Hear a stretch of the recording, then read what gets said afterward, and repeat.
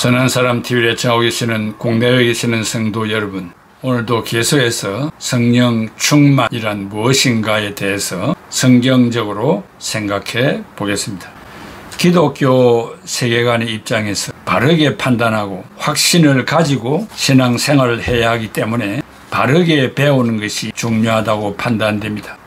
예수님은 요한복음 20장 22절에 성령을 받으라, 헬라말로 람바노 하기오스 푸뉴마 receive the Holy Spirit라고 했습니다. 예수님은 부활 전과 후에 여러 차례 성령을 받으라고 부탁하셨습니다. 누가복음 24장 48, 49절에는 위로부터 능력을 입히울 때까지 이승에 유하라고 하였습니다. 사도행전 2장에 나타난 그대로 120명의 제자들이 기도하는 중 놀라운 체험을 하게 되었는데, 그 결과가 성령의 충만을 받았고 성령이 말하게 하심을 따라 방언으로 말하기를 시작하였다고 말하고 있습니다. 이 방언은 헬라말로 글로사, 영어로 tongues, 외국어 방언으로 말하는 것을 말합니다. 고린도전서 14장에 말하는 unknown tongues, 알지 못하는 말 하는 것을 말하지 않습니다. 즉, 이 방언은 무역이 성행한 고린도에 외국인들이 많이 출입을 했습니다. 그들에게 그들의 언어로 복음을 전하는 것을 말합니다. 성령을 받은 그 순간이 바로 초대교회가 탄생하게 된 것입니다. 구약시대에는 성령이 임하여 여호와를 두려워하고 율법대로 살아 사회 질서를 확립하고 오실 메시아를 대망케 하였습니다. 그러나 신약시대에는 예수 그리스도가 십자가를 지시고 죽으시고 부활하신 역사를 성령님이 믿게 해주시고 나아가 전하게 하시고 가르치게 하시고 믿게 하시는 역할을 하였습니다. 성령이 역사하는 곳에는 죽은 자가 살아나고 불신자들이 예수 그리스도를 구주와 주님으로 믿고 이적 기사를 받아들이는 역사가 일어나게 됩니다. 사도행전 36, 38절에 그런즉 이스라엘 온 집은 확실히 알지니 너희가 십자가에 못 박은 예수를 하나님이 주와 그리스도가 되게 하셨나니라.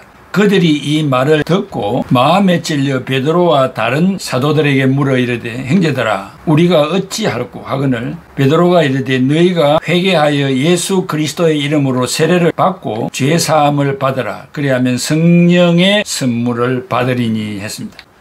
예수님 당시에는 유대인의 완고함과 헬라의 우상과 미신들과 철학과 로마의 권력이 세상을 지배하고 있었기 때문에 예수 그리스도의 복음을 쉽게 받아들일 수 있는 마음의 공간이 없었습니다.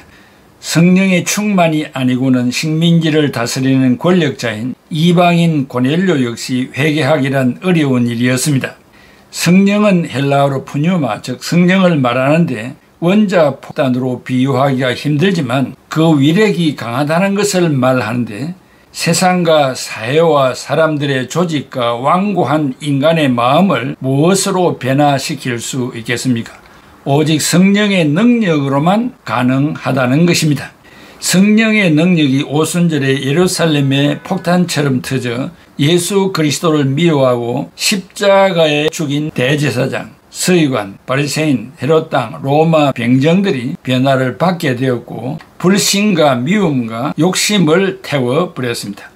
그래서 요한 웨슬레는 외치기를 청년들이여 항상 불타게 하라 라고 하였고, 영국의 화이트필드는 주여 나로 하여금 하나님의 불길이 되게 하옵소서라고 하였고, 순교자 손장원 목사는 사랑의 원자탄이라 불러 사랑의 모범을 보였습니다. 성령의 충만을 받는 자는 하나님의 자녀가 되고 자유와 평화와 평안과 강건의 축복을 받게 됩니다. 새로운 혁명이 일어나고 새로운 질서가 생겨나고 회개운동이 일어나고 그리고 중생의 운동이 전개됩니다. 새 사람, 새 가정, 새 나라가 탄생하게 됩니다. 그리고 중생한 성도들이 모이는 교회는 선교와 전도의 사명을 감당하여 그 지역과 세계를 완전 복음화시킵니다. 초대 교회 아볼로는 학문이 많고 성경에 능하고 웅변은 달변가였으나 성령의 세례와 충만을 받지 못하여 예배소에서의 전도는 허사였습니다.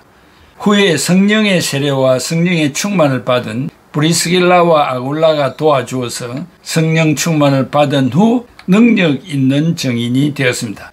사도행전 18장 26절에 그가 회당에서 담대히 말하기를 시작하거늘 브리스길라와 아굴라가 듣고 데려다가 하나님의 도를 더 정확하게 풀어 이르더라 라고 했습니다. 바울이 말하는 성령이 충만한 성도의 모습은 구체적으로 어떤 것을 말합니까? 에베소 5장 17절에서 27절에 그러므로 어리석은 자가 되지 말고 오직 주의 뜻이 무엇인가 이해하라. 술 취하지 말라. 이는 방탕한 것이니 오직 성령으로 충만함을 받아라. 시와 찬송과 신령한 노래들로 서로 화답하며 너희의 마음으로 주께 노래하며 감사하며 범사에 우리 주 예수 그리스도의 이름으로 항상 아버지 하나님께 감사하며 그리스도를 경외함으로 피차 복종하라. 이 문장은 4개의 현재 분사 즉 지속적으로 실천해야 할 4가지의 동사로 행동 지침을 가르쳐주고 있습니다. 성령 충만한 삶을 살아야 할 이유를 부정과 긍정으로 말하고 있습니다. 부정으로 어리석은 자가 되지 말고 헬라말로 아프라네스, foolish, 무감각한 자 또한 지혜 없는 자 되지 말고 긍정적으로 주의 뜻이 무엇인지 이해해야 하며 여기서 이해하다는 건 헬라말로 시네테, understand를 말합니다. 지적으로 파악하고 실천하는 것을 말합니다. 오직 무엇이 하나님을 기쁘시게 하는 것인지를 이해한 후에 그것을 자신의 삶 속에서 이행하라는 것입니다. 지적이며 영적인 능력의 지혜가 한 사람의 행동 안에서 어떻게 역사하는지를 설명합니다. 부정적인 면에서 상습적으로 술 취하지 말라는 것입니다. 이것은 방탕한 것, 헬라말로 아소티아, 드보처리이라고 하였는데 킹 제임스 버전에는 무절제로 번역했고 NIV는 방탕으로 번역하였고 NASB는 낭비로 번역을 하였습니다. 술 취하여 무절제한 생활하지 말고 방탕의 생활하지 말고 경제를 낭비하지 말라는 것입니다. 당시 디오니수스, 로마의 신한데 이 신은 술의 신입니다. 디오니수스 신을 섬기는 자들은 종교의식에서 술에 취하는 것이 신의 계시를 받는 것으로 알고 술을 많이 마셨다고 합니다. 그 결과 무슨 행동이 나오겠습니까? 술 취한 자를 보면 잘 알 수 있습니다. 그러나 긍정적으로 성령 충만한 성도의 모습은 어떠한가?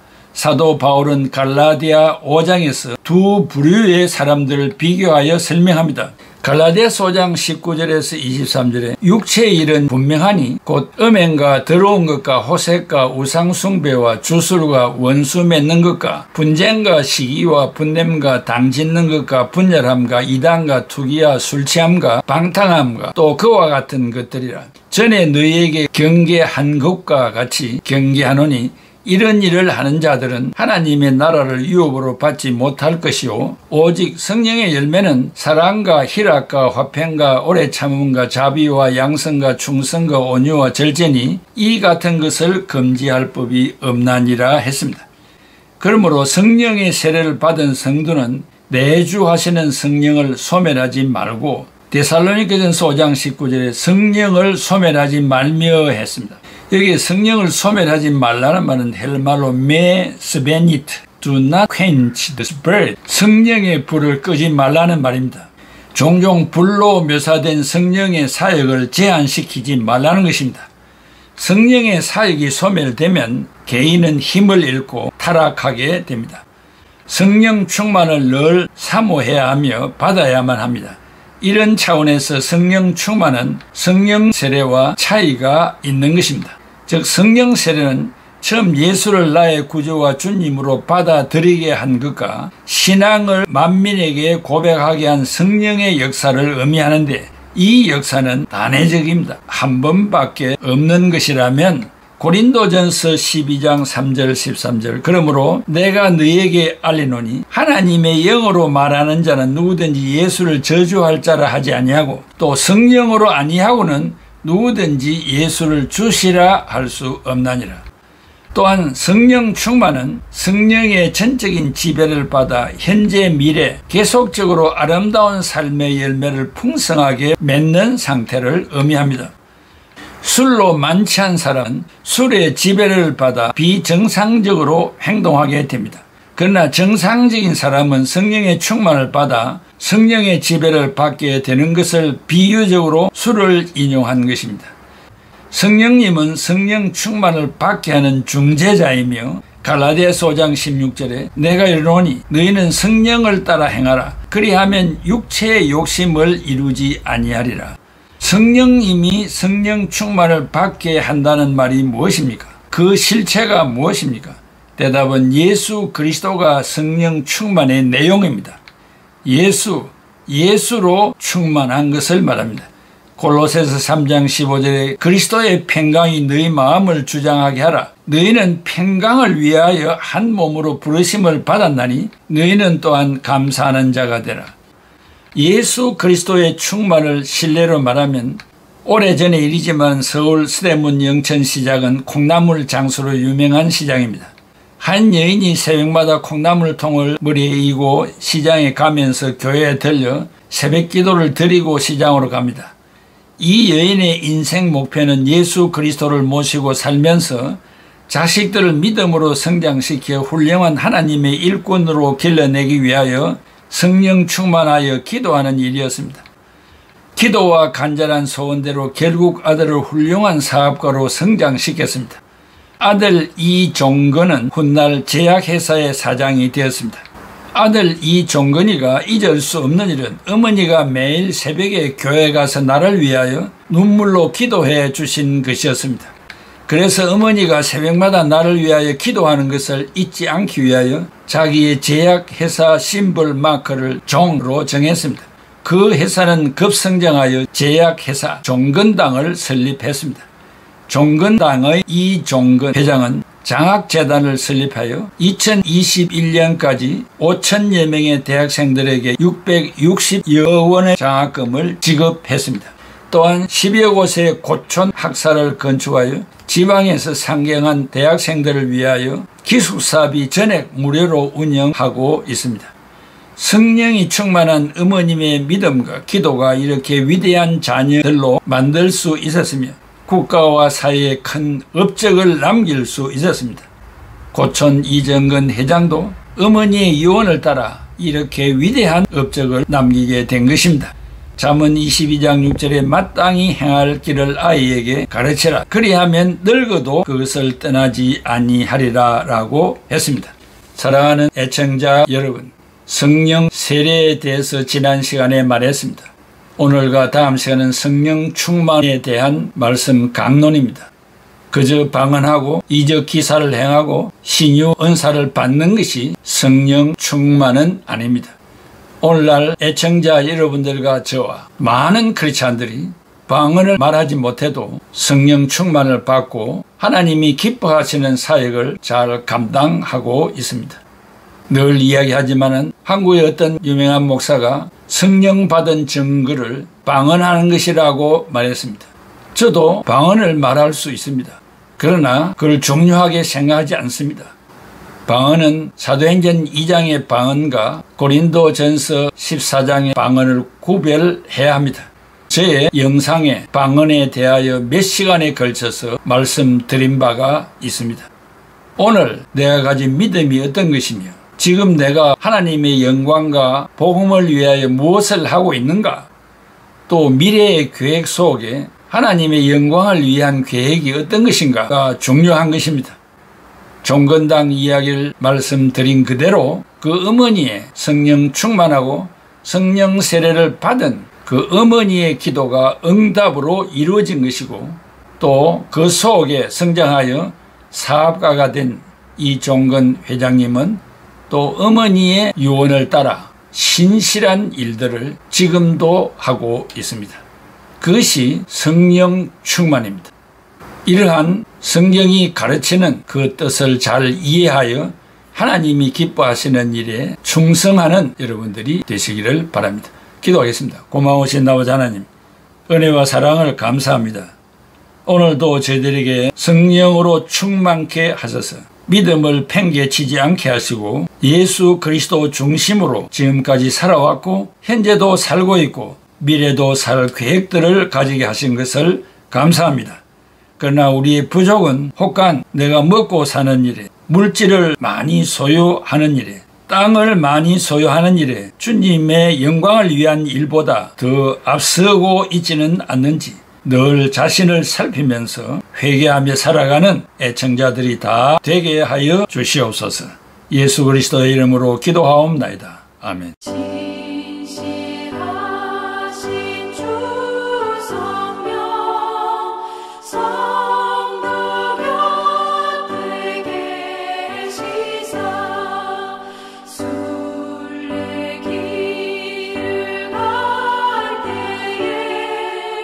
손을 잡아주소서.